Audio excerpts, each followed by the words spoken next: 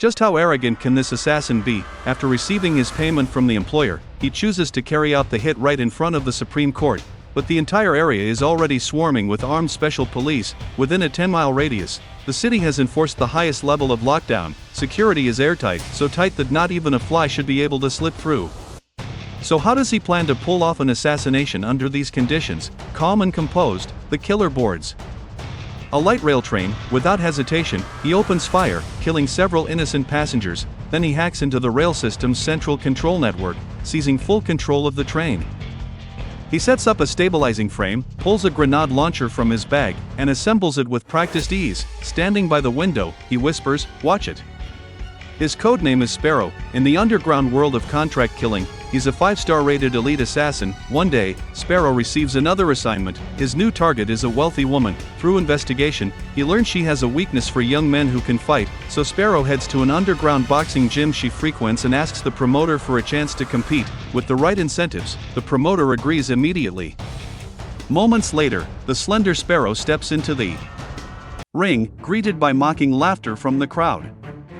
When the bell rings, both fighters cautiously test each other. Sparrow relies on agile footwork, effortlessly dodging every attack. Only after catching the rich woman's attention does he suddenly change his style. His movements become explosive, fast, precise, and overwhelming. In just a few strikes, he completely dominates his opponent. The fight ends quickly, but Sparrow doesn't stop there. He cruelly breaks the man's arm, shocking the entire audience. Watching this powerful, dangerous man, the wealthy woman's imagination runs wild. She invites Sparrow back to her private villa, suggesting a one-on-one match. Later that night, Sparrow ties her hands using a pair of socks. At first, she assumes it's some kind of role play, but then Sparrow opens a small case and pulls out a vial containing lethal pufferfish toxin. Without hesitation, he injects it into her body. The toxin keeps her fully conscious, yet completely paralyzed. Next, Sparrow pulls a tiny .38 caliber pistol from his shoe. He moves through the mansion with chilling efficiency, eliminating the woman's personal bodyguards. Then he returns to the bedroom and calmly forces her to reveal her computer password. Under his gentle tone and quiet pressure, she has no choice but to comply. When police arrive at the scene, they're baffled. No jewelry, no valuables, nothing has been stolen. Instead, the killer has left behind a hand-drawn sketch, seemingly inspired by Leonardo da Vinci's style. Veteran detective Black studies the drawing and discovers 2 hidden letters, I and N. It's clearly a message, a clue pointing to the killer's next target. Black immediately rushes his partner to the location suggested by the letters, but the company's security team is openly arrogant. They boast that their facility has the highest level of security in the country. All guards are former elite German special forces. There's no way an assassin could strike here. Before the sentence even finishes, alarms begin to scream. Surveillance shows water pressure dropping rapidly. Black instantly realizes the truth. The killer is already inside. Sure enough, Sparrow is climbing upward through the building's water pipes. He slices through a section of the pipe and slips smoothly into the interior. When guards notice suspicious marks on the floor, they don't even have time to react before being taken out. With a swift turn, Sparrow eliminates another guard rushing in. The company's once confident CEO panics and locks himself inside a reinforced panic room. Meanwhile, Black confronts Sparrow in a conference room, ordering him to drop his weapon. Is this really how you want to die? He warns. At that moment, another officer rushes in after hearing an explosion and spots Sparrow attempting to escape.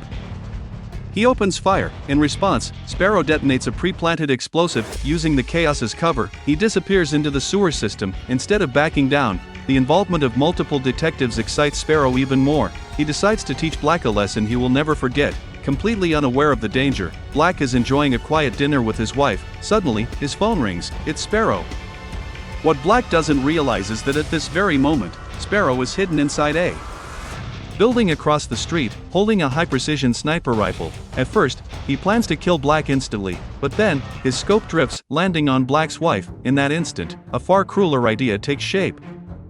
Because Sparrow's true pleasure isn't killing his targets outright, it's making them suffer in the deepest, most unforgettable way. Slowly, he shifts the barrel of the rifle toward Black's wife.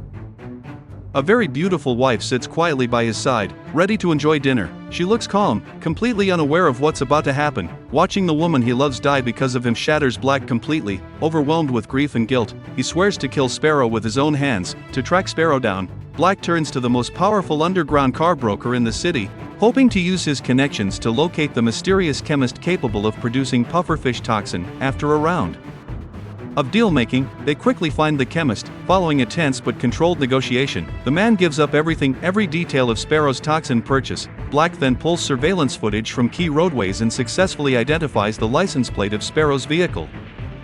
Using real-time tracking data, they discover Sparrow is speeding toward the federal court. The timing is terrifying. In just 30 minutes, a highly sensitive high-level meeting is scheduled to take place there. Without question, the courthouse has become Sparrow's next killing ground. Security around the federal court is already at maximum level. All entry points are sealed. 20 surrounding city blocks have been swept thoroughly.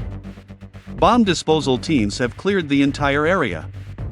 All communication signals are fully jammed. The protection is so tight that not even a fly should be able to get in. Meanwhile, Sparrow proceeds exactly as planned. He boards a city light rail train that passes directly by the courthouse. After killing several innocent passengers, he pulls out his laptop and hacks into the rail system, quickly seizing full control of the train. Inside the car, he installs a custom launch platform and assembles a grenade launcher from his backpack with professional speed. Everything is ready. Just as the VIPs are about to enter the courthouse, Black suddenly notices something wrong. On the elevated tracks, a light rail train is moving in an abnormal pattern. Watch it. Black doesn't hesitate. He jumps into his car and gives chase. Guided by his partner's tracking data, he slams the accelerator and rams Sparrow's vehicle head-on. The car is totaled instantly. Sparrow abandons the wreck and escapes on foot. Black follows. The two men collide inside a nearby abandoned theater, where a brutal hand-to-hand fight erupts. Sparrow's vicious, ruthless fighting style gives him the upper hand. Once again, he pulls out the lethal pufferfish toxin injector. Just as Sparrow is about to inject it, Black draws a knife and drives it straight into Sparrow's chest. The violent struggle pushes the crumbling old theater past its limits. Both men end up hanging over a broken ledge. Even then, Sparrow continues taunting Black with cruel words. Consumed by rage, Black kicks Sparrow down. Sparrow crashes onto a vehicle below. At the critical moment, Black's partner arrives and pulls him to safety. But the story doesn't end there. The overseas company chairman, whom Black calls, was actually Sparrow's intended target all along. Black already knows the truth. The chairman never planned to attend the court meeting. The assassination plot was meant to create a scapegoat. The truth finally comes out. The real mastermind behind the entire killing spree is the chairman himself. 2 years earlier, his company fell into a severe financial crisis. To cover massive losses, he conspired with executives to misuse public funds. To erase all traces, he hired Sparrow through the dark web. As for Black's wife, her death was never part of the plan. It was Sparrow acting on impulse. Just when the chairman believes he's safe, police arrest his drug-addicted personal assistant. Black already has evidence. Facing serious charges, the assistant quickly turns on the chairman. During a search of the chairman's home, officers find 2 kilograms of high-purity cocaine hidden beside his sofa. Under local law, his fate is sealed.